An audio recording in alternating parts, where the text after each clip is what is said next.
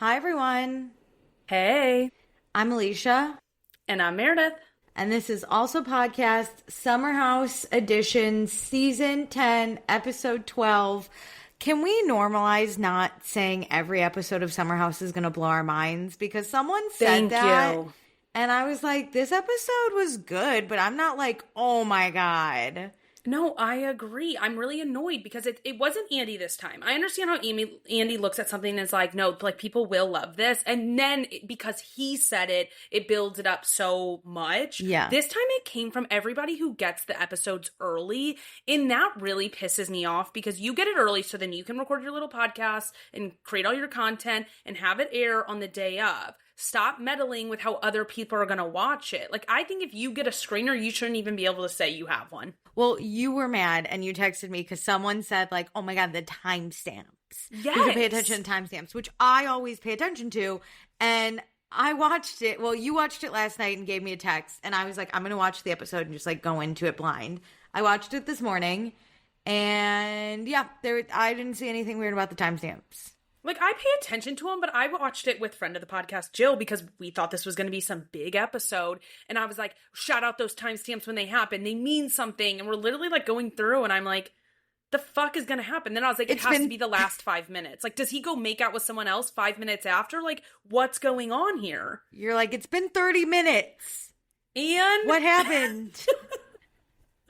No, it made no difference. Like, also, this episode wasn't like mind blown. I don't know. A scandal comes out and everyone's like everything, but yeah. Like, okay, so was everything. This though. This was in the trailer. We saw that they chatted. It wasn't like I was like, oh my God, they had a convo no one knew anything about. We figured. They also, the word on the street is like Ciara and West in real time or like in around February or March were like still kind of talking and like figuring out their shit / rekindling. I obviously don't know. I don't know these people in real life, but that's like word on the street. I assume hearing that there's a conversation of some sort this summer. So it wasn't like this was crazy. I know. It pisses me off. Like, let's just let things breathe and be what they are. And then once it airs, say you think it was incredible or whatever, and like, and give us a reason why. Because if you get the episode beforehand, you can't tell people why. That's the thing. People are being so cryptic of like, I can't tell you because like I'd get in trouble, but like this is insane. No, it wasn't. No, it wasn't. You have bad takes. Stop saying them. Come back and explain to me what I'm missing. Yeah. Tell me now. Do it. Yeah, tell me. Anyway, before we get into the episode, check us out on Instagram, TikTok, YouTube, and Patreon. All the links are in our description. And please be sure to rate, review, and subscribe. Okay, Meredith. So previously on Summer House, Ben is a taken man. He's now dating Sabrina, and they're quite serious. He's in love with her. Okay. God. Dara and KJ are also getting pretty serious, but they're not official yet. And Wes made out with a girl right next to Ciara. And that was about it. That was bad. So it is Saturday, August 16th, 7:51 p.m. We pick off right where we left off. And Ciara, me, and Amanda are talking because Ciara is upset about the whole West thing. The party is over. People were just calling out West for doing this. And Ciara's just a little upset. Ciara had ended the episode last week saying she wants to feel seen. And she doesn't feel seen by him. Yeah. And Amanda says Ciara is seen by her. Can I say something? Even if we didn't know about Scamanda, one of my biggest pet peeves is if I'm venting to someone, already assume I love you. If I'm telling you and I'm like upset with you, if I say like, oh, this person doesn't love me or this person doesn't care about me, my pet peeve is when the person I'm talking to goes, well, I care about you. I know. That's why I'm telling you. Yeah, but that doesn't fill that hole or that gap because you can have multiple people who love you, but you really want in a big wound is a specific person. You're not going to be able to change that with your love, even though it's appreciated. If I'm telling you about how sad I am, assume you see me. And let assume me I sad. assume you see me. I got it. But they tell Ciara she's loved, important, and she deserves more respect than what she gets. And Ciara leaves to go shower, and Amanda and Mia just feel really sad for Ciara. And then we get ready because we're all going out. And Ben, he makes a weird comment to Sabrina because she's not getting ready. He's like, Sabrina, we got to go. God forbid one day we have kids. And I was like, y'all, we just fell in love. Give me a second before we talk kids, you know? This is why I have so many doubts about that man and that relationship and what the timeline was, or if he like actually is in love, because how do you go from commitment phobe running away when somebody says I love you to a month later being like, no, I do love you, now let's have kids, I'm prepared for kids. Well, yeah, he just said God forbid we have kids one day, and like, we don't have to talk kids. You'd think that a commitment phobe would never say that shit. Very true. So the whole house is going out tonight because we got Kyle DJing. Oh, I forgot about that. Yeah, he was going to Common Ground. Remember, Amanda invited Wes's random girl. She said they were going to go somewhere else. Yeah, I'm mentally with the other girl. Same. So at 1:23 p.m., the crew comes home in like 2 batches, but like relatively they're all kind of there at the same time. Jesse and Kyle drunk eat together. The oven is open. So they just grabbed whatever was in the oven, left the oven open, and continue eating. And may I just say, Bailey is doing my favorite pastime. She's just watching. She's like, this is crazy. That's our dream. Normally we get this like surveillance footage like we got of this scene. I would love to be boots on the ground with Bailey. Or, hear me out, meta glasses on Bailey watching this happen. So at least we get the POV if we can't be there. You know how most people want to be invited to the summer house parties? I don't. I want to be there ready for when they come in. I'm just sitting at the bar. They pretend not to notice me, and they just eat while they're hammered. I don't actually need to go to the party. I come in after, and I sit. And they cannot speak to us. You know how Big Brother has, like, live feeds? I need live feeds going on just during their drunk escapades. Like, and it doesn't have to be live. Like, Summer House can, like, the producers, production team can decide, like, the next night to edit it down. But give me those in more real time. Because they're fun. Like, all these fun moments. I get we need drama, but, like, I want those, too. We don't. This show was built off of fun moments with a little drama. We don't need drama with a little fun. You know what I mean? Anyway. Kyle, on his way to bed, kisses a cardboard cutout of Amanda and then gets into bed with Amanda and thanks her for coming tonight. And then the next morning, it is Sunday, August 17th, 9:44 a.m. The house is starting to rise. The past few weeks, Mia's been having a lot of dreams about her parents. Since her mom passed away last year, Mia's been like on survival mode with her friends, relationships, and work. And her mom wouldn't want that. Her mom would want her to live and experience life. And she says, and not cry on TV. The way she talks about her mom, you can just tell how much she loved her. She's obviously told us what her mom meant to her. But you can just feel it in her. And it breaks my heart so much to watch her like move through this grief, especially the late stages of grief, because we know like it's not linear. It doesn't go away just because the funeral's over or like a month has passed. Like everybody says that like first year is the hardest because you have to live every holiday, every moment, every, cyclical thing without your parent or whoever you've lost for the first time. And I just cannot imagine having dreams on top of that too. It would just like crush me. No, I gotta be honest. This hits so hard this is like a fear and I can't explain it. I think I've not opened up, but like said this on the podcast before. I've told my mom I need to die before her. Like there's no way I can do this. And I think people who lose their parents are like so strong because like, I don't know how I'd survive. Obviously we must, but this breaks my heart. Like I can't watch it without crying. I definitely can't get into detail without like crying. I totally get this that. This is like a happy podcast and I can't even joke. We love, respect it. It means a lot to us. Moving on for Alicia's sake. The same way she doesn't want to cry on TV anymore. I can't cry in this podcast. I got to move on.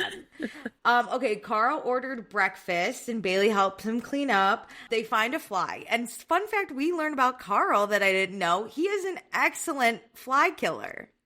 This is the first time I'm very attracted to him because that is amazing. I agree with Bailey. That is a hot quality. Listen, when he finally killed it, I was like, hell yeah. But at him missing, I'm like, that's kind of an ick. Weirdly enough, I've They're discovered hard. a new They're hard ick. to get, but here's the thing. I was prepared for him to be like, I'm great at it, and then not get it at all. Him getting it, I'm glad they included that. Listen, my friend and I have a list of really specifically weird icks that sometimes we get that wouldn't cause us to break up with a person, but it would cause us to just judge them a little. Yeah. And I'm going to add a new one of like trying to kill a fly but missing. That like very specifically, I was like, ugh, he keeps missing. I also say this as someone who cannot kill a fly. I'm terrible at it. I can. You have to use a towel. A towel really is the thing because it kind of traps him in it. I can't. I won't even try. That's how ick I am. You would just live with it? No, I would. I usually I live in an apartment, so if I get a fly, I'll usually open my door and then get it close and hit it out. There you go. No worries, guys. Okay, so Dara had a lot of fun this weekend. Everyone's really thrilled that Dara and KJ have a relationship that isn't everyone else's problem. KJ says, he wasn't searching for anything, and then Dara popped into his life. He hasn't liked a girl like this in a long time. He's been hurt bad in the past, so he has all these walls to protect himself. But he says if someone comes along who might be that person for you, and you have a wall up, and you might ruin it, and he doesn't want to do that with Dara. So they're doing well. He is so emotionally mature, and it is so fascinating to watch someone like this because we've seen so much missteps and heartbreak in this show specifically that it's like we've never had this. Let's be so honest. We've never had such a healthy person. I love Ciara dearly, but like she has had tragic relationships. KJ got it going on in the relationship department. Yeah, but we're also seeing him post his walls have already been built. Yes, but he's like, he knows he's hurt and he knows he has issues and he's able to verbalize them so well. Like that is a man who has been through therapy, knows his issues, may falter sometimes, but like knows how to navigate through it in a healthy manner, even if it does have some missteps. So breakfast is here. Carl has provided a spread. We have like McDonald's breakfast. We got the hot cakes, the sausages, a McGriddles, bagels. Those bagels can't be from McDonald's. No, they're pop-up bagels. I saw the containers of cream cheese too. I fucking hate the pop-up bagels, Trim. But still, he went to 2 different places to get breakfast. That says he's got hash browns. Like, I was like, holy shit. And then Sabrina is like, one day you're going to be a great dad. She's like, who gave her a mic? No offense. But sometimes I'm just like, I don't know. So, because, guess what? He can just be a great friend and a great person in this house, and that should be enough. Also, I'd be so pissed if I did that and someone was like, you're going to be a great mom. And I'd be like, no, I wouldn't. This is for me to eat. It's not for my kids. Ciara, Mia, Dara, and KJ are all hanging out, chatting in their room. And Dara says, well, something happened last night. Wes got obliterated. And KJ's like, and this is where I duck out. So Dara says Wes couldn't stop talking about Ciara. And Ciara says her true self wants to dive headfirst and say, let's be friends, let's giggle, let's have fun with each other. But she can't. She's scared to do that because she put herself out there so much beforehand. And now she doesn't feel like doing that to get bamboozled again. Which, I get it. You just want to have fun with this person you've had so much fun with before. Like, you don't want it to be weird. They were your best friend. They were someone you relied on. And then they fucked you over. And now you're like, but we still are forced to be around each other. So how do I act normally? And that's it's hard to decide what to do. I also, from Dara, want to know, what did he say? Like, give me quotes of what he was saying. Was he annoyed because she was annoyed? Was he feeling sad? Was he, wanting to apologize? Like, what was the sentiment of what he was saying? Because it's hard to, tackle this just because he was talking about her. Because we've seen West say mean things the night before about how it wasn't that big of a deal, and then we see him be apologetic. So which version did we get? And then on Ciara's end, this is tricky because he fucked you over once, right before season 9, and now he's fucked you over again. And so clearly there's a pattern that this man can't hold out for even a year before doing something to hurt you. I want to go back to what you said about what Wes was saying. The thing I think, after psychoanalyzing Wes with no degree and no professional stance, but he craves to be good with Ciara, because I think he's seen when he's not publicly, he's the enemy. And I think he really does care about his public perception. But I also think there's a side of Wes that doesn't want to hurt people or disappoint people, right? He cares about not just the public. Even his own parents were upset about the Ciara thing, and like I think that really weighed on him.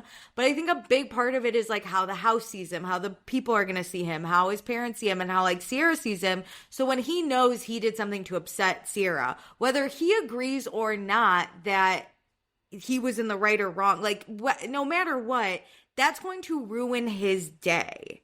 Because he's like, I'm just not on good terms. How I'm being perceived is going to be negative. Which I think is a similar thing a lot of people have. It's like that people-pleasing tendency in a way. But I don't even think it's like people-pleasing. I think genuinely, like, he doesn't care if, like, I think it's if the majority of people the original time he screwed her over were like Team West, he would keep screwing her over. It's like he doesn't need people he cares about. It's just like, how is he perceived? Is he the enemy or is he not? He doesn't actually want to please anyone. He just doesn't want people to be mad at him. Which makes it so not genuine. Like, I don't think the way he shows up in that relationship with Ciara is genuine at all. I think it's all about what he wants and he needs out of it. Mm-hmm. And being friends with her is a means to an end of whatever that end product is. Like you said, you know, like people's perception being a positive one of him at least. Yeah. So I just think, like, he's annoying. And we saw it with him in the last season when he was like, I have to be friends with Ciara. And it's like, but bro, you're not. It's not even I have to be friends with her. It's she won't hug me. She won't interact with me. She's being mean to me. Like, he gets so angry at her interactions with him, even though she's not doing anything negative towards him. She's annoying. It's that whatever she's doing, people are seeing like, oh, Ciara's not cool. And the fear of him is that people have a negative perception of him then. And like, he gets angry at her for that. She is literally just neutral. She is like gray rocking him and he gets so upset about it. Well, to use his own words against him, which he'll admit later at the end of this episode, he resents her. Mm-hmm. He truly just resents her. That's the most honest thing he's ever said on this show, and I can't wait to get to that part. So then we go down to breakfast. Kyle thanks everyone for coming to his set, even though he fucked up a few times. Wait, I kind of love that. Them talking about him screwing it up because it makes him like normal. Like, no, it was fun. I kind of felt bad for him. No, it was fun. I've been to tons of DJ sets where like you can't even tell a lot of the time. You'll just be like, oh, that was a bad transition. But it is probably the DJ fucking up a little bit. But, like, it really, you don't remember just keep it rolling. But Kyle obviously is going to remember those things. And I love that he turned to Amanda and be like, whoops, oopsie. Okay, Ciara comes down to breakfast and Wes, again, feels bad. His main objective, he says every day, is not to upset Ciara. Which, can I say, him saying this, I'm like done with it. I didn't realize how much it pissed me off until this episode. But him being like, all I do all day is live my life so I don't upset Ciara. That's not what you honestly have to do. You shouldn't be trying that hard to not piss her off. Because if you cared about her, it would be like kind of natural. Like a good way to, Meredith, not piss you off would be like me not texting you terrible things, which is like not hard for me to not do. You know what I mean? Or like to not piss off my boss, maybe I just do my job. You know what I mean? He's doing are like high maintenance things for her. Like he gave her a purple cup instead of like a blue one. You know, like it's these crazy asks when it's just like treat her with respect. It's like I said, it's not that hard to be like, hey, maybe to the girl, we shouldn't make out next to Ciara. Let's go inside the house. Like, to me, that's common sense. You can still hook up. This is your house. And you shouldn't have to be celibate for 2 years because your ex-situationship's around. But, like, for me, I would never, unless I hated my ex, be like, I'm going to make out in front of them. Like, but then you wouldn't be mad at them if you did that and they got upset. So it drives me nuts that, like, he is so, like, why is it that hard for you to try not to offend people? It's that too. It's like the people, the stupid conservative MAGA people who are like, oh, everything I say is offensive. You can just stop offending people. It's like not hard. It's not a big ask. It's not a big lift to be a decent person. And then in that conversation that Wes has in his confessional, he basically blames her. Like, that's the tone and the energy. Is like, he's the victim. I've tried so hard. I have to do this every day. Oh my gosh. He's the victim. I'm walking on eggshells to make her feel comfortable. I have to change my life and the way I act. It's really not that hard. Like, sorry if it's a little awkward, but either live in the awkwardness or leave the house. Other than that, it's just like, be a good human. That's not the two only choices he has here. Well, if he doesn't want to live in the awkwardness and that's his realness, then leave. You know what I mean? But instead, he's like, stay in the house and treat her appropriately. Like, it's not that hard. I think it would still be awkward a little between them. He wants it to be so comfortable. He's not comfortable being his true self unless Ciara's laughing along with him. Unless Ciara's like also giving when everyone's like, oh my God. The season 8 attention she gave to him. Yes. He wants that energy. That's his normal like baseline. That's his with benchmark. Her. Yeah. Yes. So he can't like joke around because he's gonna look at Ciara and if she's not laughing, he's gonna think it's awkward. Well, sir, if it's awkward, then you have to leave. Or you deal with it and maybe apologize or get on better footing and just be plain respectful. You don't have to try. Oh, I'm making her pancakes in the morning. No one cares. Just do not be a nice person. Just coexist with her. It actually drove me nuts this episode. How he's like, I'm the victim. My life has changed. This isn't the first time he said it like this. I know, and it won't be the last. I mean, we see it later in this episode. He's giving that energy on his podcast in present day. I made an entire TikTok video about this, and I'm about to make another. There's so many receipts of him acting this way, and I'm so tired of it because it's very white, like cis white man coded. I know it's not the first time. It's the first time it's like really pissed me off to a point of like, I'm going to punch this man in the face. Because before I was like, okay, he's kind of like working on it, blah, blah, blah. But it's like, he actually does something disrespectful and he's like, I'm still the victim. And I'm like, oh my God, it's actually like atrocious that he can't just be like, I fucked up and I need to, like, I'm being a terrible person right now. I need to change that. Like, he can never do that. It's always someone else's thing. We're not going to get that at this reunion either. This is the energy we're going to get at the reunion. Can I tell you, I'm ready to just don't even have them come. At this point, just have everyone else have a 2-hour-long bitch sesh about them. Yeah. And just have them off. I don't even care at this point to hear what they have to say. I couldn't agree more. Or separate them. Amanda comes for half, and then Wes comes for half. So then they can't crutch on each other. They can't crutch on each other. I don't know what I want. I just am tired of people acting this way in general. Okay, so we're packing up to leave. Wes comes into Ciara's room. He apologizes for being a shitty friend. He says he doesn't feel good at all. And he just wants Ciara to make him feel okay for existing again because he's the victim. I hate this. Sorry. We'll get through this. We'll get through it. No, he's so focused on I don't feel and good about this. Yes. Which I think it is good and very important to say hey, I don't feel good about this, but never once, and maybe it was cut, but I think Bravo would have shown us if he was hey, how do you feel about our relationship? I am really sorry. What can I do to fix this with you? There's nothing about her and how she feels and what he can do for her to make this up. He could have said, I feel so shitty. I can't imagine how upset you are about this. Something. Also, I guess it is kind of a big deal, but it could have been less of a big deal if he had just went to her immediately and talked to her.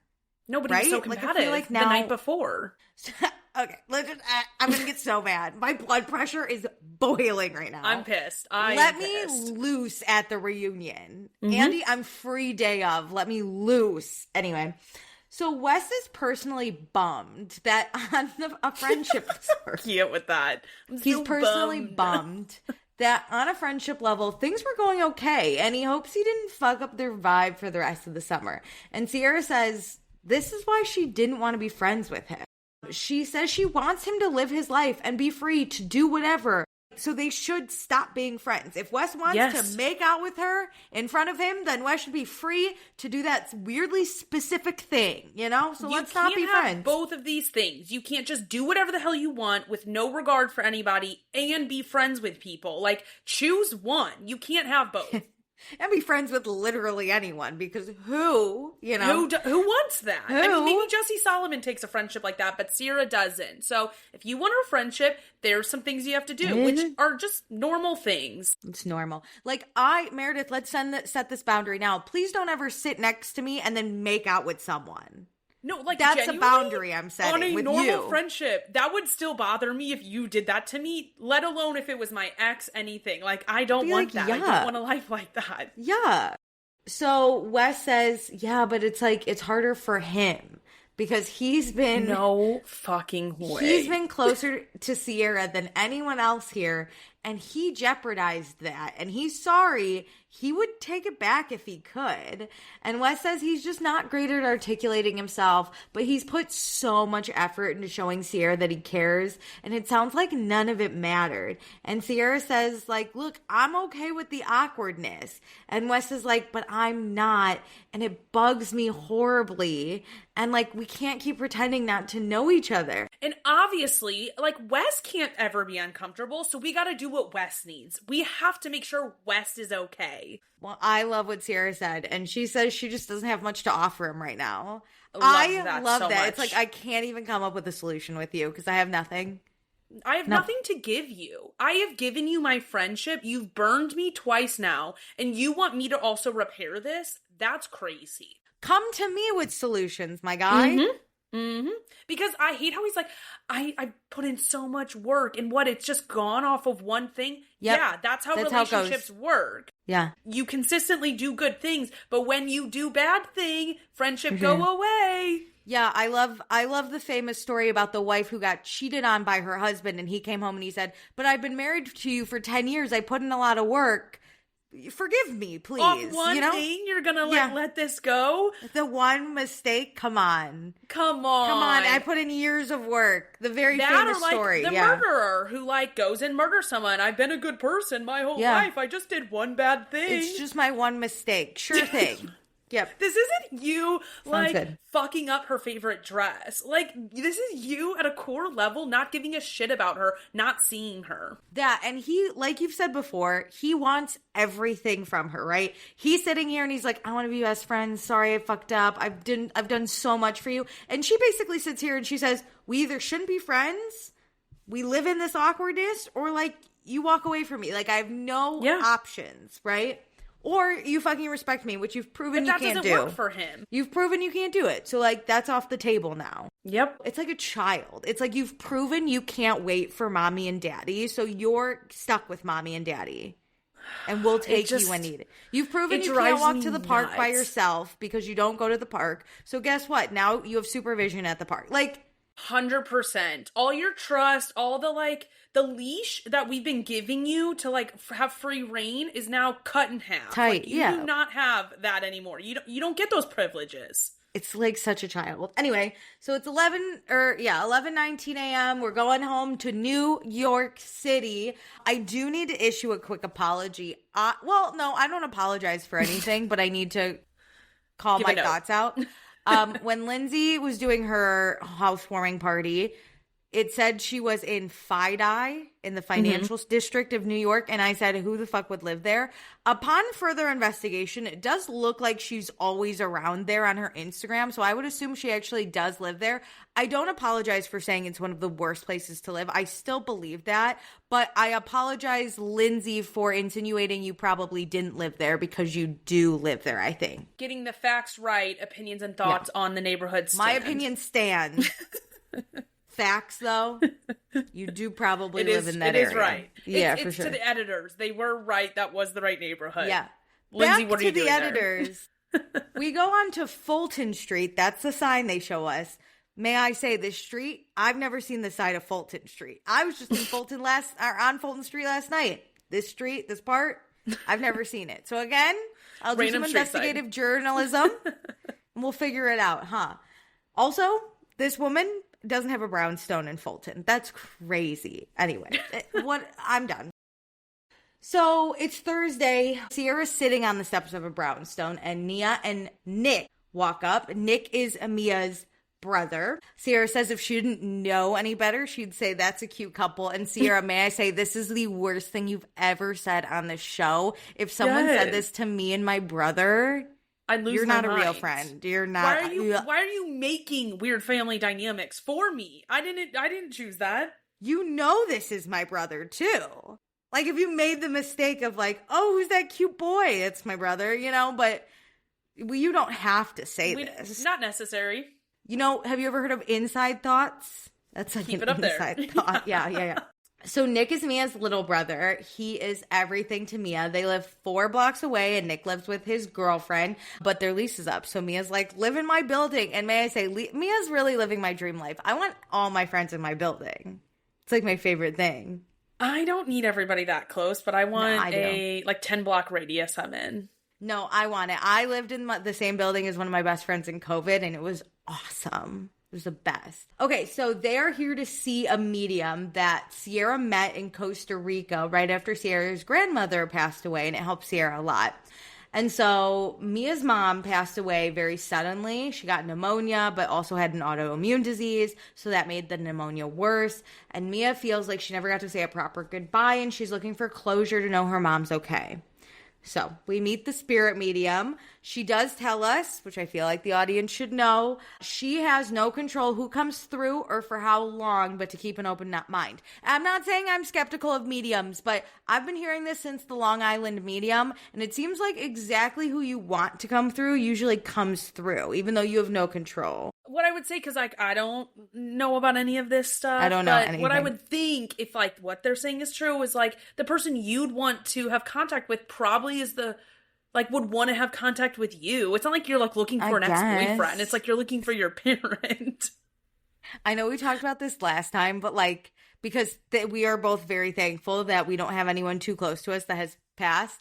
But again, I was like, imagine they're like, hey, your uncle came through, and you're like, no, close the call. You're like, wrong person. Sorry, I was looking for my best friend from college. Yeah, la. And they're like, no best friend from college is here. It's like, well, we don't really need... cool. Let me go whoever's fuck peeking myself. out behind the veil, tell them to fuck off, okay? I'm not important to them. No worries. Oh, great. Okay, so immediately the spirit medium is picking up on strong female energy. It turns out to be their grandmother. And then there's another female with their grandmother telling them that she's okay. And so that is their mother. Their mother said she's working on coming through to Mia in her dream. So actually on purpose. That means this is where I believe this stuff between this and then she mentions the hand thing. I'm like, okay, see, you wouldn't know these details. This show hasn't aired. Mia hasn't talked about this publicly. I'm guessing she wasn't even a public figure at the time. How would you know this stuff? No, I know, right? That's so crazy to me. Yeah. So everyone in the room, including me, is crying. I am sobbing during this. It was so crazy. Ciara's sitting there taking notes and feeling the emotions with her, being so empathetic is beautiful. I know this is Mia's moment, but I really took note of how amazing of a friend Ciara is. The notes specifically, a genius idea, even though this is all being filmed. You could just call Bravo, but it's nice to have the notes because they won't be able to release the footage till later, and Mia might want this immediately. You know what I mean? They're not giving you the full footage. Yeah. So Mia's mom tells Mia that she can breathe and that she's okay and she's happy, which makes sense. Again, crazy that the spirit medium said this. Because Mia's mom had a hard time breathing towards the end of her life. But Mia's mom says she's very proud of Mia. As you said, Mia took a picture of her mom's hands because they have the same fingers, to which I did stop crying during this part, and I looked at my hands and I said, I don't know if it looks like my mom's. No, I thought the same thing. I was like, wait, whose hands do I have? I've never noticed my mom's hands. I couldn't even tell you what they look like. Because if they don't look like your mom's, exactly, it's like my dad's hands are obviously bigger than mine. Ugly. So it's how do I know? That's my a man. Has gross hands, okay? He's out in his garage tinkering all the time. I don't want his hand. Okay, so Mia knows her parents are watching her, but she has a question. And she wants to know if they think she's on the right track in life because she's been feeling very stagnant. And her mom said, oh my God, this made me stop. Her mom says, I want you to have a little more confidence in yourself. And I was like, oh, because when it comes from your mom, it just hits like so different. And she's been wanting this. So like getting good advice like that too, it means something. Like it's so impactful, I bet, to hear these messages like that come through. And Mia was upset with her mom because Mia's mom died when they had a plan. And Mia was going to get married. Her mom was going to move to New York. Her mom was going to live with her. Mia was going to have a baby. It was going to be the two of them. And mom didn't follow the plan. But Mia's mom says, don't worry. Mia's going to have a baby girl when the time's right. Oh my God. And mom says the plans are still on. They're just not at the station yet. That was amazing. Don't do this.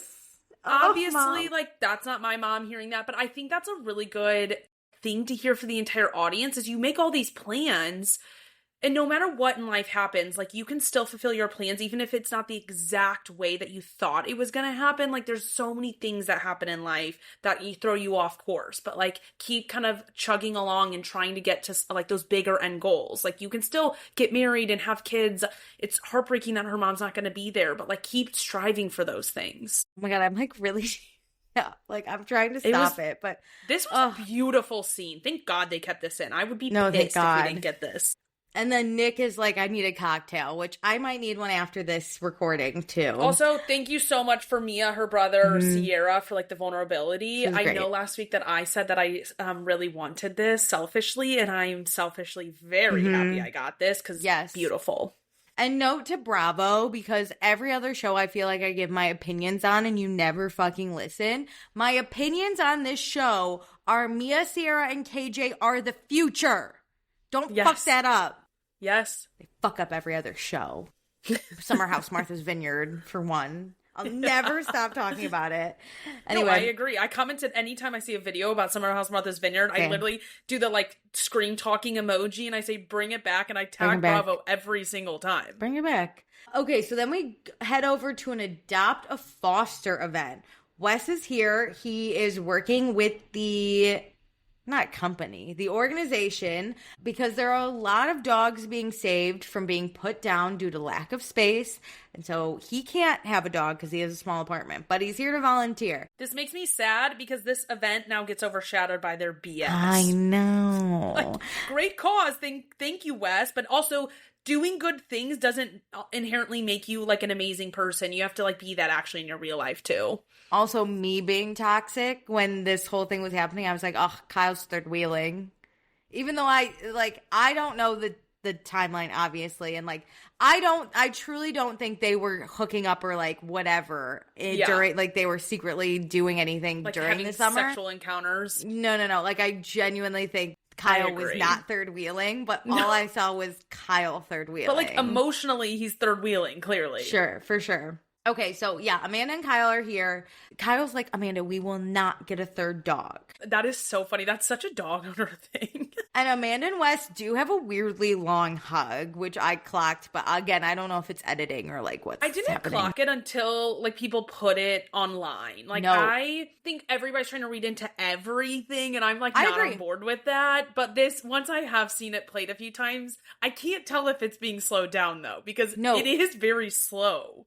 I agree. And just to let everyone know, like, the episodes come out Tuesday. I don't watch them till Wednesday morning. And I literally will not look at anything because I want to go on the episode, like, with no idea what's happening. But I literally watching was like, that is a long hug. So I'm glad other people are agreeing because it was weirdly eyes closed in the, like, hold. So long. If it's my guy friend, that's the thing. I have guy friends. I am Amanda in some way. I have friends that are guys that I'm not interested in. That's the difference, though. To hold them that long, yuck. No, I'm not joking. I don't hug my guy friend. I don't hug people. I'm not a hugger. So, like, I also think I inherently have an ick for this.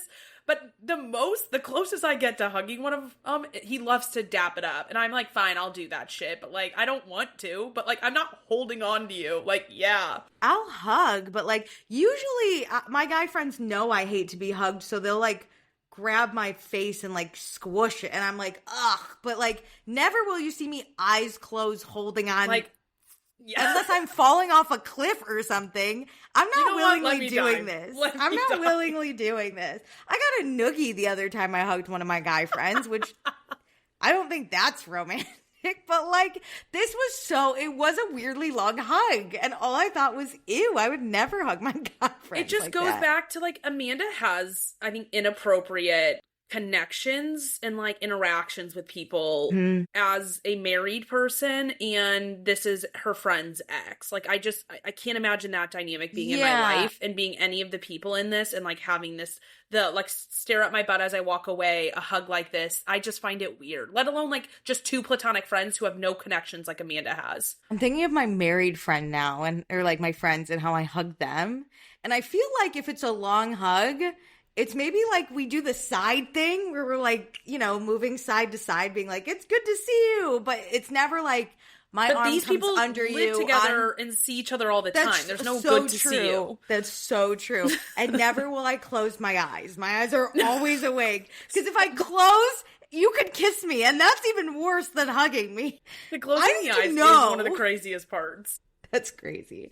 Okay, so Kyle goes inside to get the two people his he's on a date with. Boyfriend. Drink.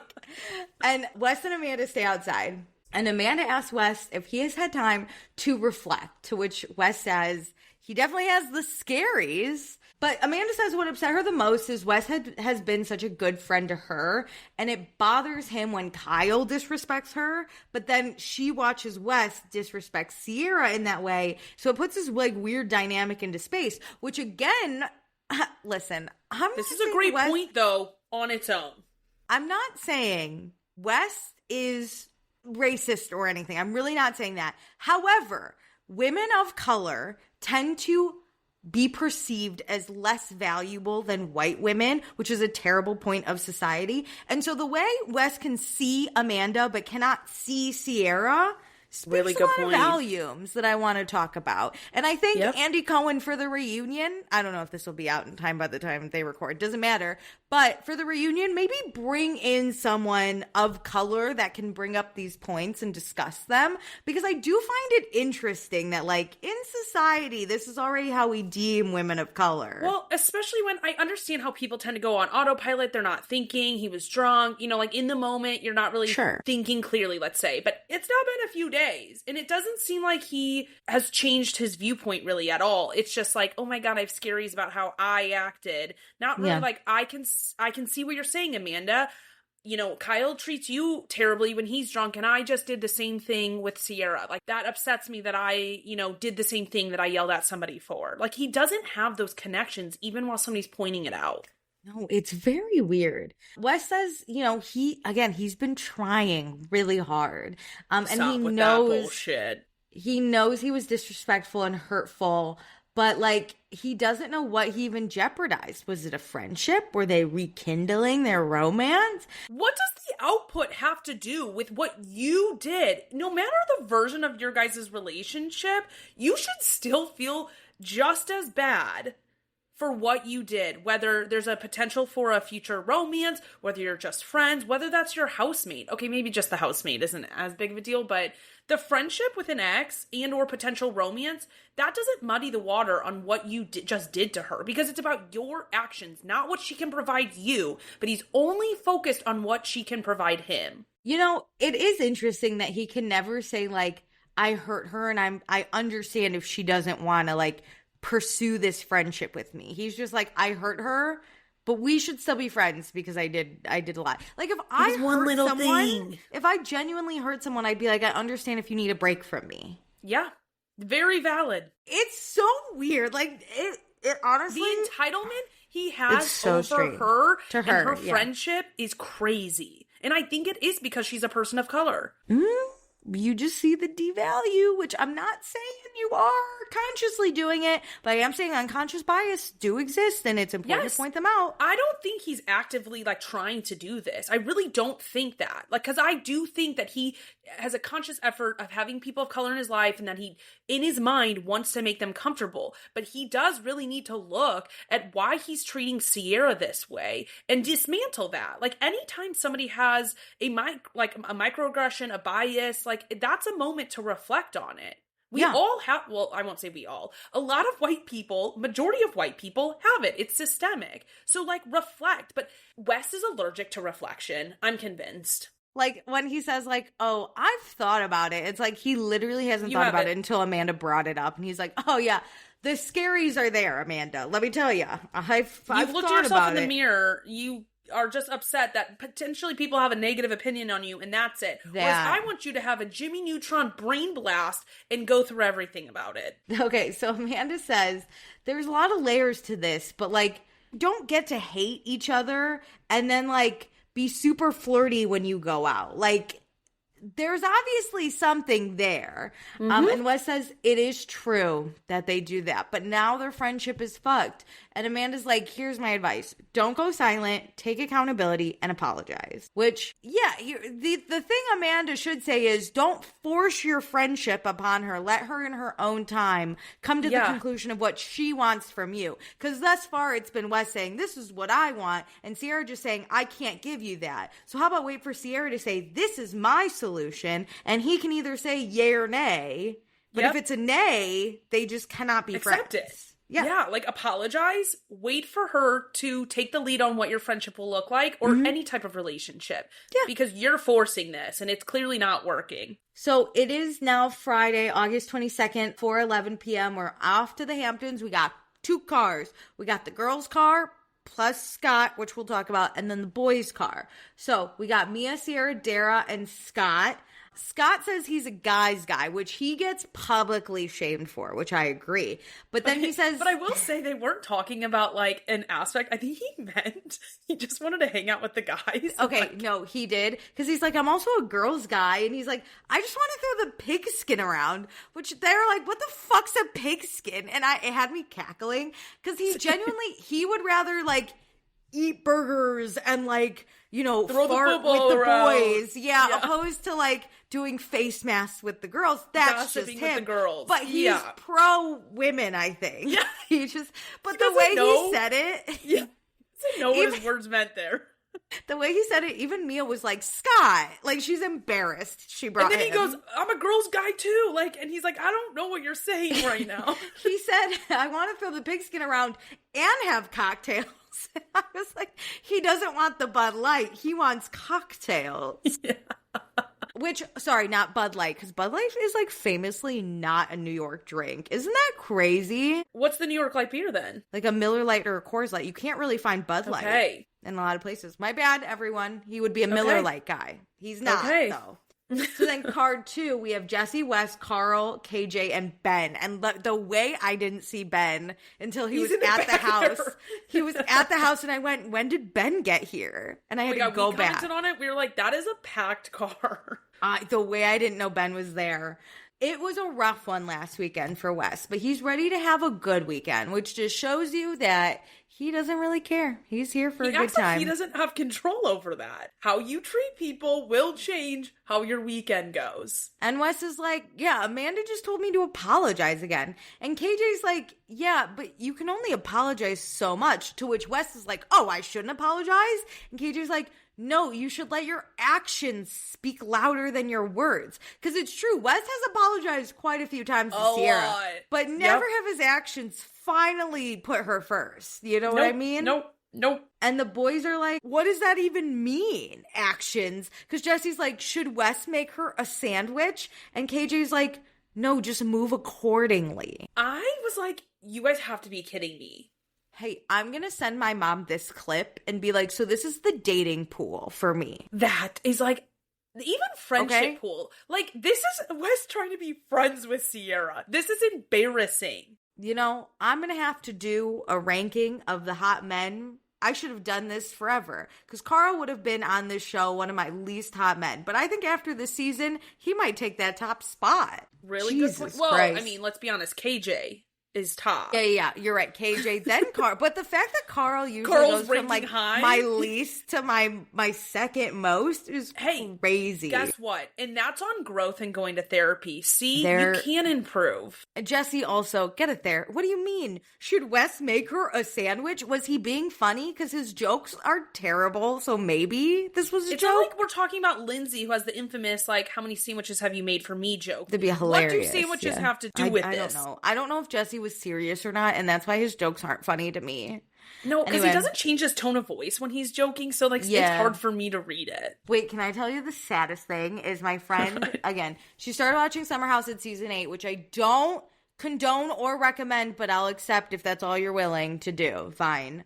But she immediately texted me and was like, I love Jesse Solomon. And I'm like, the worst part of this is you're going to be on the right side of history at the end of the day. Like, I wasn't. Now. Well, our podcast has not aged great because we were like, yay, West. And now we're like, oh, I see what you're saying. Like, at the end, like her main pick was Jesse Solomon. And she's like, I find him hotter than West. And I was like, and the worst part is you're probably right. Okay, he probably hotness, is a better guy. Maybe, but like Jesse pulled all this shit last season in season 9. Like, let's That's not also forget. True. No, you're right. I did forget. One of us did forget. Fuck, it's the same thing about like Kyle now in present day. People are like, oh my god, Kyle's amazing. Since when? It's just three sides to the same coin, you know? Yes.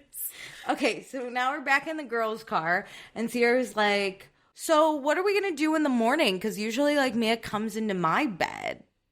And I was like, oh, that's a good point. But Mia's like, don't worry, Scott's only here for one night, so it's good. That's exactly how men need to be talked about in my friend group. Is like, don't worry, this dead weight's gone after a night. We get rid of the trash at the end of the day. And then we find out the Miami restaurant is doing really well. Scott is going back soon, which Mia is not excited about. Which this hurts because it reminds me of Danielle and Robert. And I know everyone hates Danielle, not me, but it is a hard profession to date. Is like chef, restaurateur. Even in the same city, it's hard. Like, long distance is crazy then to do in this industry. Yeah. We find out KJ asked Dara to be his girlfriend. They are exclusive. What a 180 from, like, last episode in, like, last week. Because KJ was telling, who was that? Bailey. Ciara? Bailey. Oh, Bailey. Oh, I'm not ready for it. But we said it's because he's trying so hard not to be a lover boy. Yeah. And then something happened this week, and he was he's like, you know what?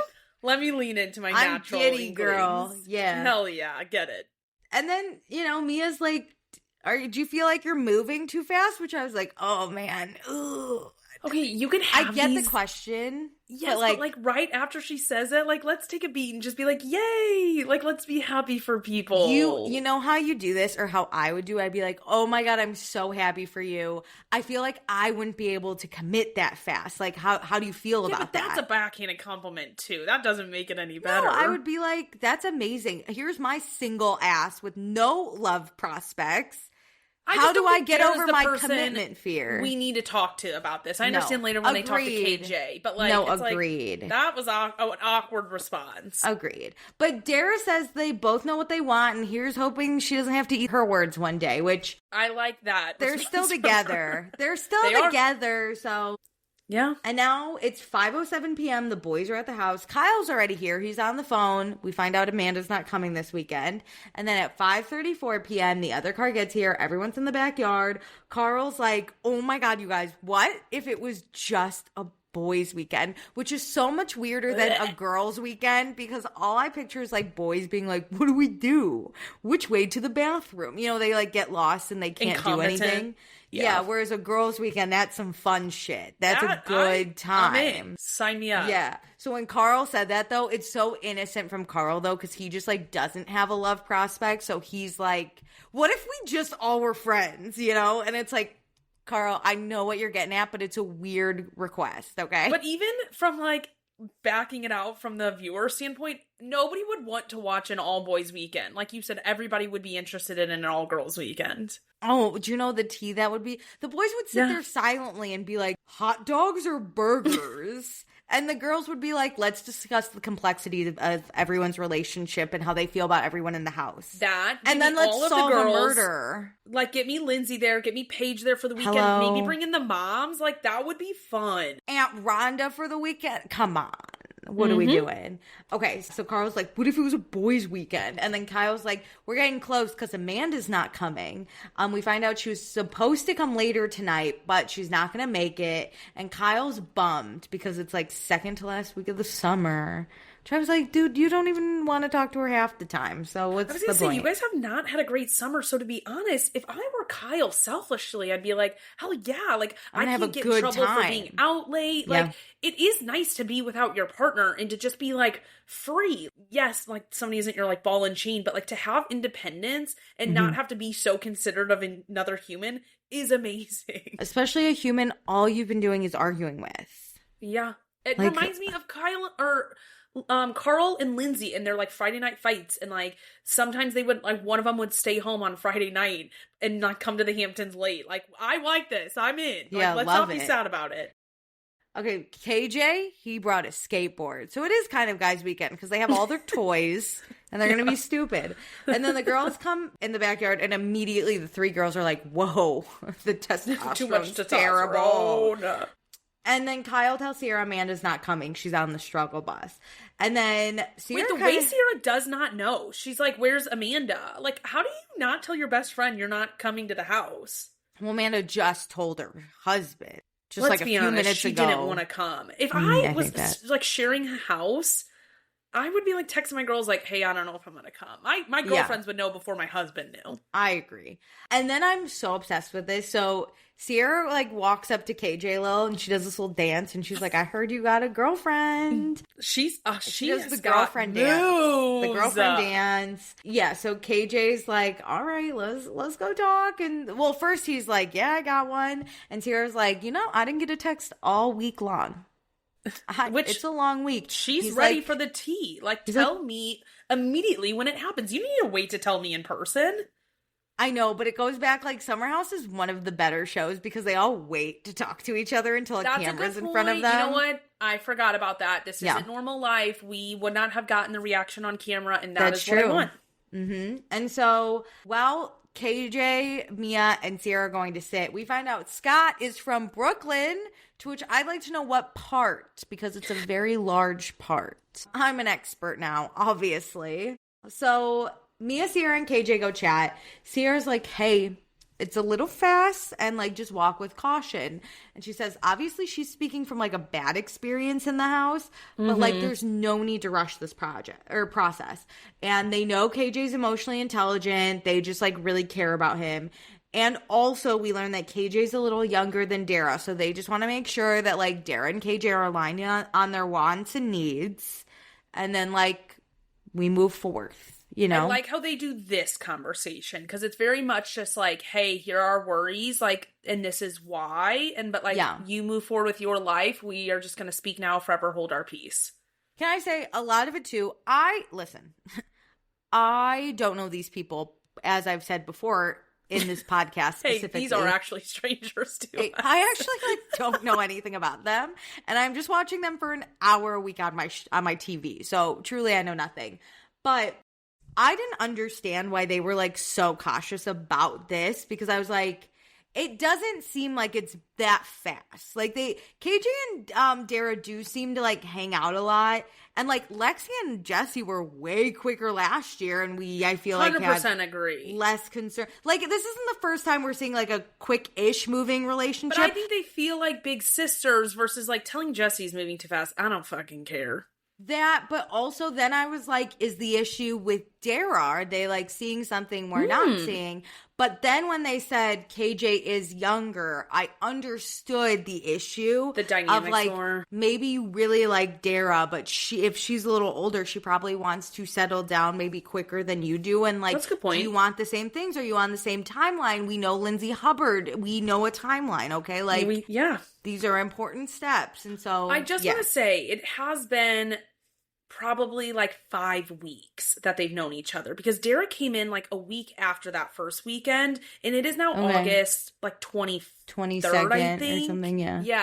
So I mean, like if my friend said that they met someone and got in a relationship within 5 weeks, I'd be like, oh, that is a little fast in nowadays standard. I feel like some people... I don't. I feel like it's a little fast. How many dates is like That's too a good fast? Point.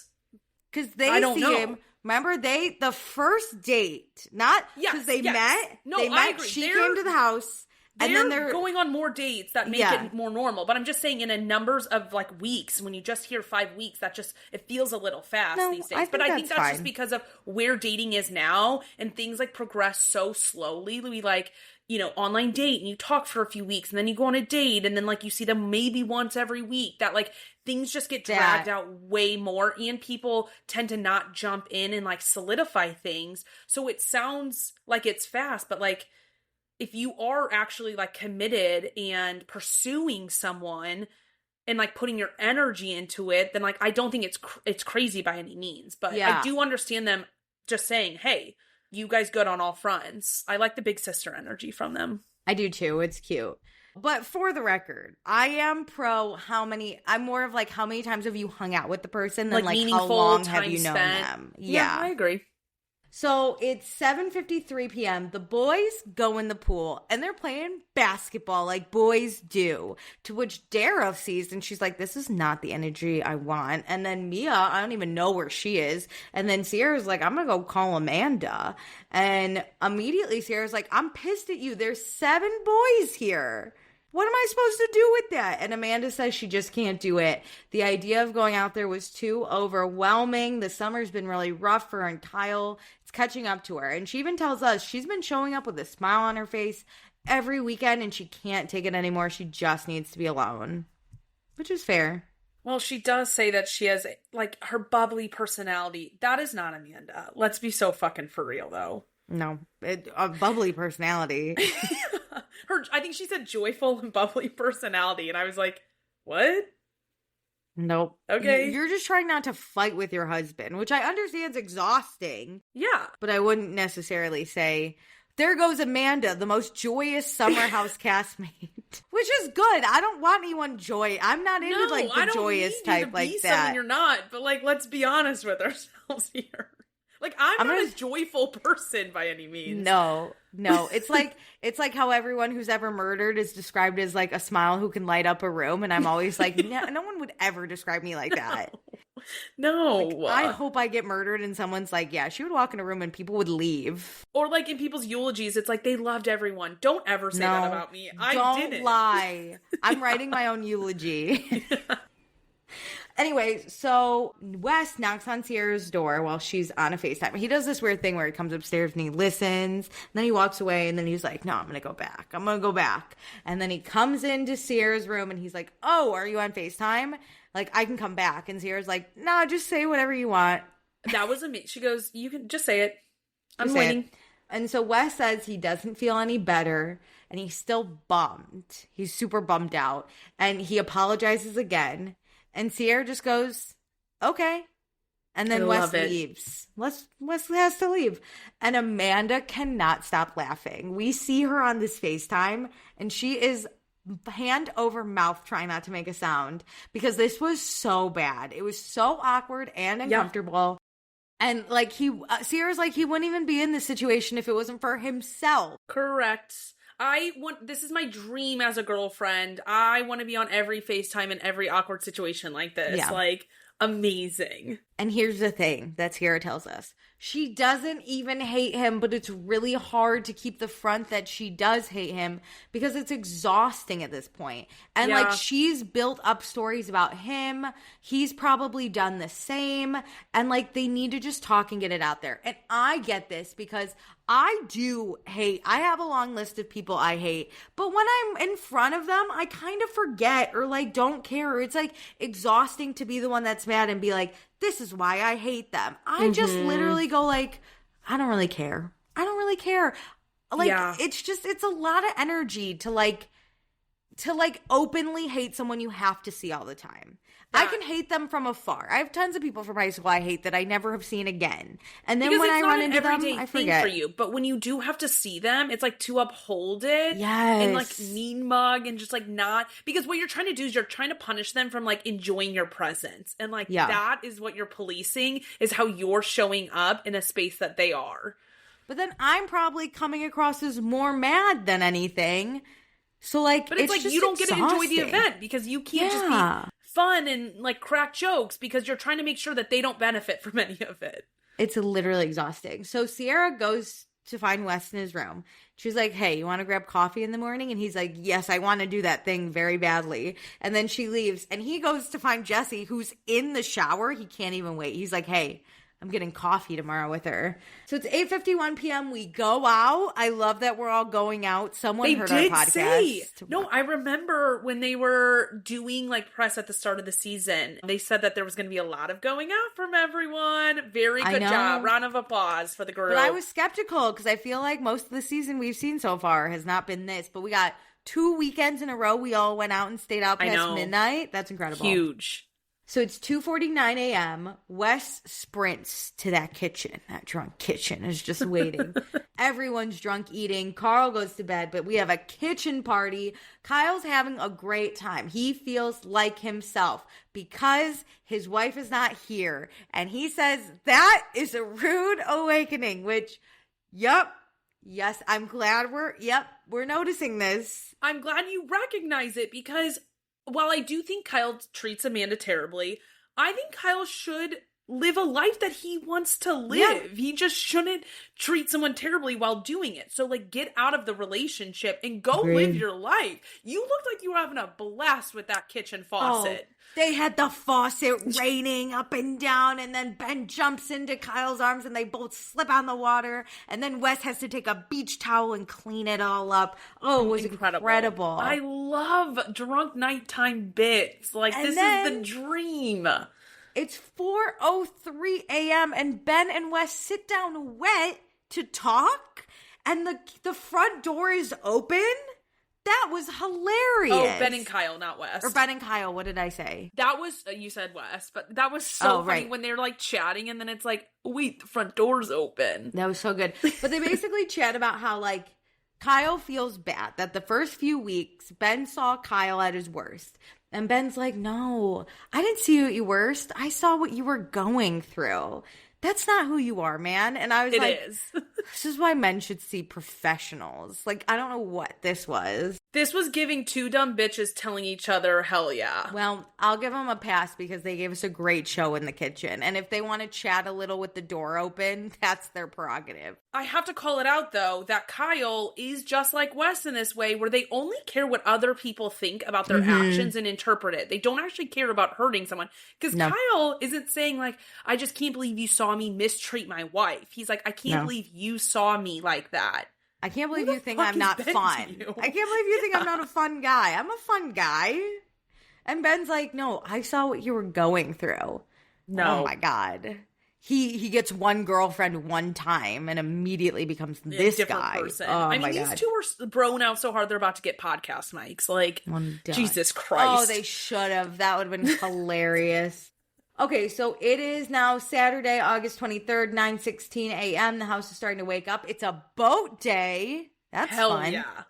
Scott has to leave, though, and Mia's really sad, and they wish they could spend a full weekend together. And Mia says grief is paralyzing at times. And then she stops and goes, I know this is heavy. But her mom speaks to her, like, through this medium, and it made Mia feel like she needs to move on and make decisions in her life. And she realizes the place that she's very stagnant is in her relationship.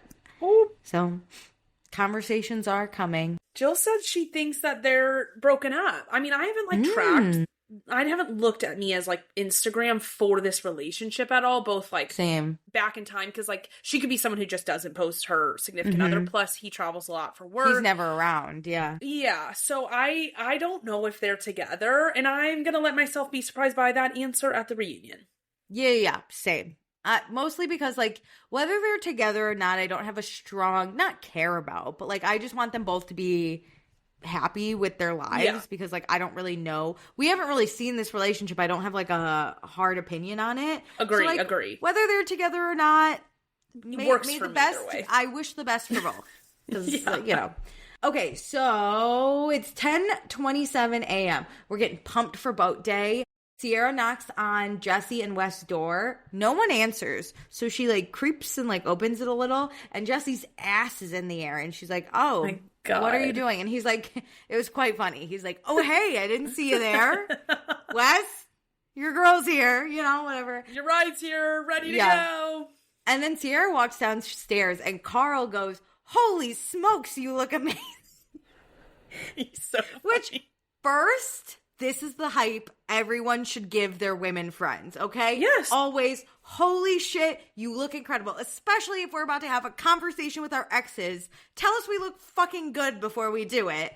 But hell yeah. Because it's Carl, and he goes, "Holy smokes." I couldn't stop laughing. He just says it upon seeing her, not knowing where, like, she has no idea. Hyped up. Yeah, he's just like, "Wow, you're gorgeous." Which I know there's no sexual tension, but Carl would treat Ciara so well. He would treat anyone so well, except Lindsay or Lauren Workus. Anybody who is like soft enough for him, he gets triggered by like by strong, dominant women like Lindsay and Lauren Workus, and Paige. He really just went for the strongest women. You're so right. He is a type, and he shouldn't date that type. You know how women, their type can be assholes? Yeah. Carl's type is strong, dominant women, and maybe we change our type. You know what I mean? Yeah, but that's where you learn and grow, and hopefully he's clocked that. Mm-hmm. Well, if he's dating Bailey, that's another one. I don't really care if they are or aren't, but I am excited to find out at the reunion. I'm now 99% sure they're not. Either way, I can't wait to find out, So many questions answered. Let me have, some whimsicalness. 100% agree. Because we need something fun in the reunion to look forward to, and these are the questions we are looking forward to. So then when we cover it, I can go, "Oh my God, Meredith, they're not dating you." You can go, "I knew it," and we can have that. Okay. Just wait, everyone. So Sabrina gives Ben a call, and she had a dream that someone gave Ben a hand job in the house, to which I say, "Ma'am, who the fuck?" No offense. Listen, this is the echoes of Amanda saying that Ben was in love with her. It's like showing up. She's like, "I had this dream." I'm not going to name names, but like a married, blonde, skinny woman gave you a hand job in the house. And Ben's like, "She's not even here. That's ridiculous." We just texted last night. Yeah, honestly, Ben could have like gotten out of this by saying Amanda's not here. No worries. Yeah. She'd been like, "Never mind. That was crazy then." So Wes and Ciara leave, right? And the whole house is now like, "Where's Wes? Where's Ciara?" Like, no one knows. And everyone's like, "Oh my God, they went to go chat." Oh, to be in this house when everyone finds out. Because Carl didn't know. Right? When Ciara walks downstairs and he's like, "Holy smokes, where are you off to? Because you look incredible." She's like, "I'm going to go talk to Wes." He's like, "Wow." And then, Dara's like, "Hey, Mia, where's Ciara?" And she's like, "Oh, she went to go talk to Wes." And Dara's like, "Wow." And then, the boys are downstairs, and KG's like, "Where's Wes?" And Kyle's like, or not Kyle, Carl's like, "Oh, she went to go talk to Wes." And Kyle's like, "They left already?" Oh, to be in this house. I love a gossip train like that. That's like pretty lighthearted to be like, damn. Everyone's immediate response was, "Wow." Whoa. I loved it. Okay, so it's 11:06 a.m. They go to this. It was supposed to be coffee, but it looks like it's just like the pier to go on the ship. Yes. Wes is a little antsy, and so let's chat. So there's a lot to unpack, so I think we just kind of move it, and then if there was something weird said. But it starts with Ciara. She's like, "It's been about 2 years of nothing being said between the two of us." And she's scared of being nice to Wes or being herself in front of Wes because she's afraid of being embarrassed. Last weekend was weird because it's the very thing Ciara's afraid of happening is he didn't see her. He sat right next to her and made out with a different girl. And she just feels like it's triggering this whole cycle of whatever their relationship is. And Wes says, "Yeah, he fucked up and he's sorry." And Ciara says she was thinking things over this week and she doesn't mean to rehash the past, But talking with the press and the media, that was like the nail in the coffin for her because it feels like Wes downplayed their entire relationship. The exact wording he used was, "We're not each other's people." And Ciara did consider Wes like a best friend, and they had a great friendship. And that's the part that's so hurtful about it, because she doesn't call people her best friend lightly, and she doesn't have that type of relationship she had with Wes with everyone else. So in her mind, yeah, okay, they weren't like each other's final people, but they were like very special to each other. It like minimized who she was just as a person. Mm-hmm. And he doesn't see her. Nope. Okay. So Ciara says it feels like she didn't know Wes because she didn't expect that from him. And Wes hearing these words back from Ciara makes him upset. He says he can't make it hurt less, but in that moment, he was under such attack and they weren't communicating naturally that he like had to go defend himself. Which again, why is it so important to defend yourself? I know that's like the initial reaction. Yeah. But one of the things that I think reality stars, you know, they get the privilege of being paid a lot of money to do something very fun. Mm-hmm. Then you have to think about your actions a lot more. You can't just react because there are more consequences to that. Well, like if I can do it, but you can't be upset when people have a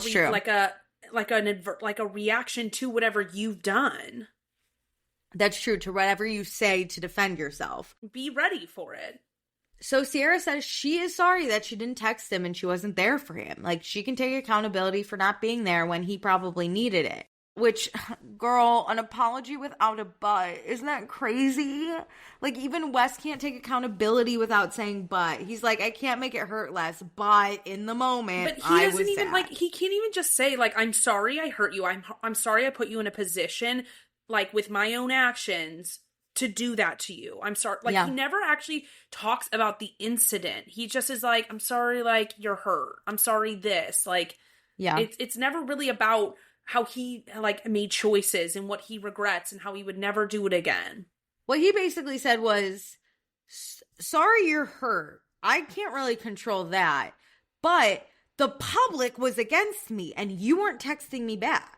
So I did what I had to do. Crazy to expect her to text you back during all of that when you guys were not together anymore. He wants everything from her constantly. Also, sir, she was in Scotland for a little bit of that when you did that New York Times article. She was in Scotland winning. Well, nope, she lost, but she was trying to win. Okay, so Ciara feels like this wouldn't be a situation if they didn't have cameras and fans, but that's not their reality. And Wes says, like, this isn't her fault, but, like, his phone is filled with so many people talking about the two of them and, like, talking shit on them, and it's nasty, and his natural instinct is to resent the person that everyone is pinning him against, which would be Ciara.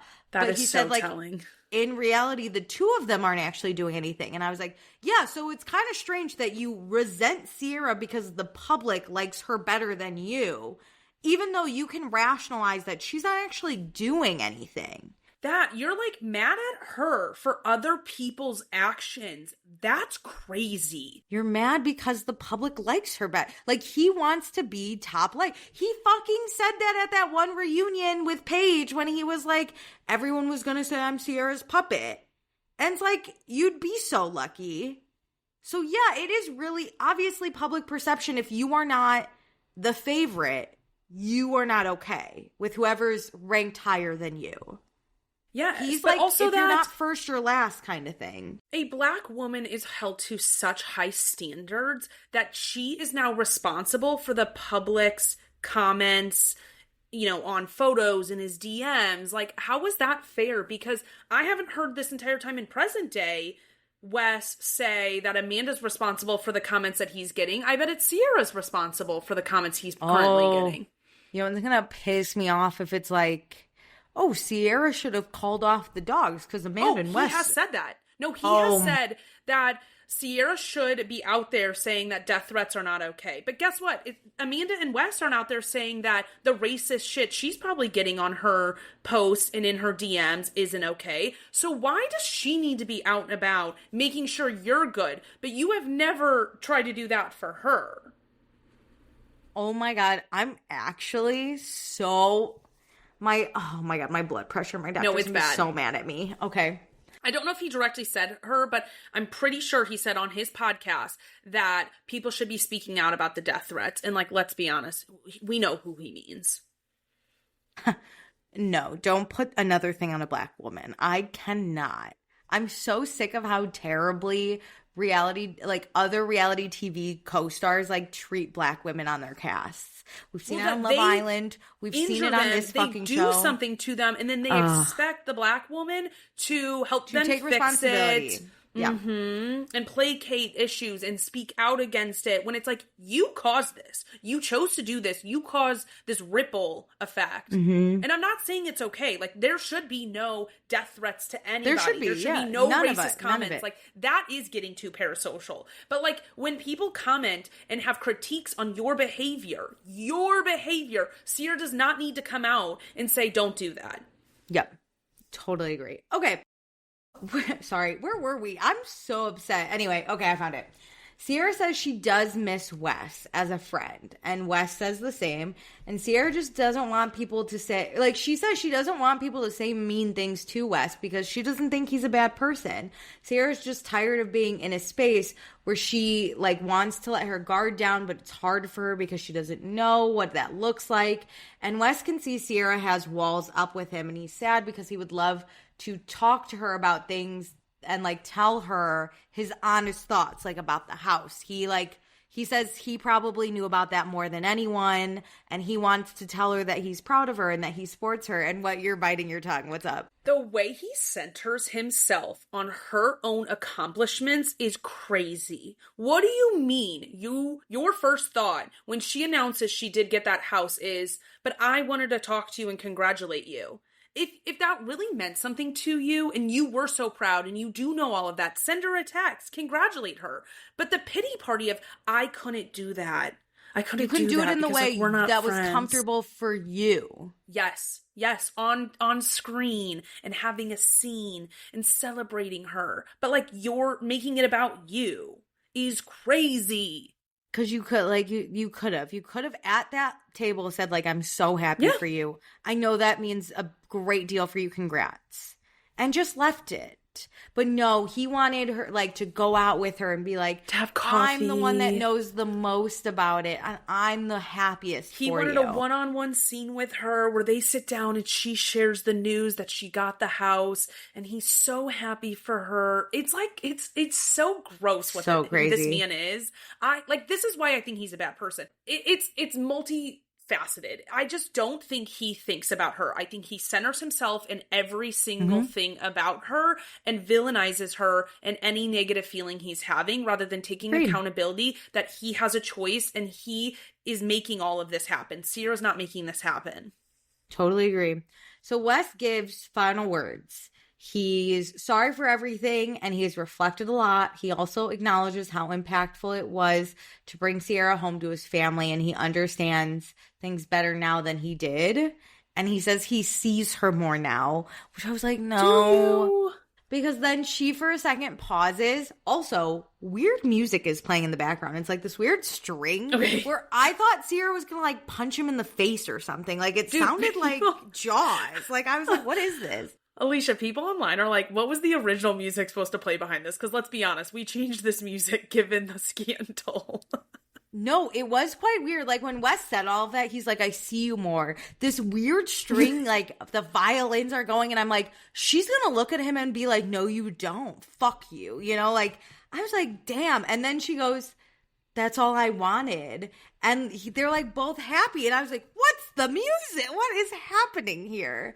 Anyway, Wes is happier when him and Ciara communicate, and Ciara smiles, and she says she just wants to be best friends again, and they hug, and they cry a lot, and hearing Ciara sob is heartbreaking because, like, this friendship doesn't even last that fucking long, and so it's like, also, that hug was so weird, but, like, I get it, you going for a quick hug, and then she's crying that you, like, she doesn't stand up. She doesn't stand up, and now your back hurts because you're over 30 and you're like having to bend that way. And you can't let go until like she kind of stops. Like that would be kind of rude. And then he sits next to her and they joke about like he says like, by the way, I wasn't worried about you kissing Jesse Sullivan. And Ciara's like, well, why didn't you fucking say anything? Like, you said you didn't care. And he's like, of course I cared, but like I knew you wouldn't do it. It's hard because you can see the chemistry they have as friends and like a romantic chemistry. I know, it breaks my heart. It sucks because here's the thing. Okay, I love when a scandal comes out. I do. But I have mixed feelings because obviously, like, I wish I could just watch the show. Mm-hmm. However, this is a time where I'm really happy I know about the scandal because if I didn't, I would be rooting for them. Me too. I hate that about myself. We have been rooting for them. I mean, we were the type to like not know what was going on and say that like she would wait to announce it. Like we've said so much about them being back together before this scandal broke. The only thing I was right about was they weren't back together at the Super Bowl. I was like, there's no way. They all did American Eagle. It's the only thing. But even this whole fucking show, I was like, oh my God, they're so cute. Why am I rooting for that? Gun to my head. I will never get this right. I live parasocially. No, but also, the editors know how to play me. The editors because know. West's words and actions don't align. And I think us as heterosexual women, whose type is West? Whose type is West? We are used to seeing a man say something and innately, like, women and we believe it. I go off of people's words, but then your actions do speak differently, and it hurts way harder when the actions do not align. And it just, we're able to like back out of this and not be in it.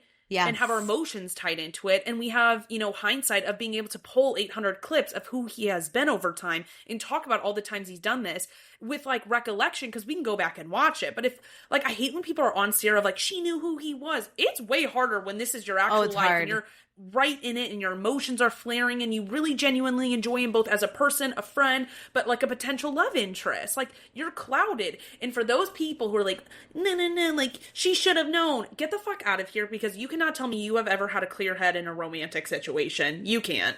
So those women with MAGA hats on, and I'm like, oh, you think it's so easy to take a look in the... Come on.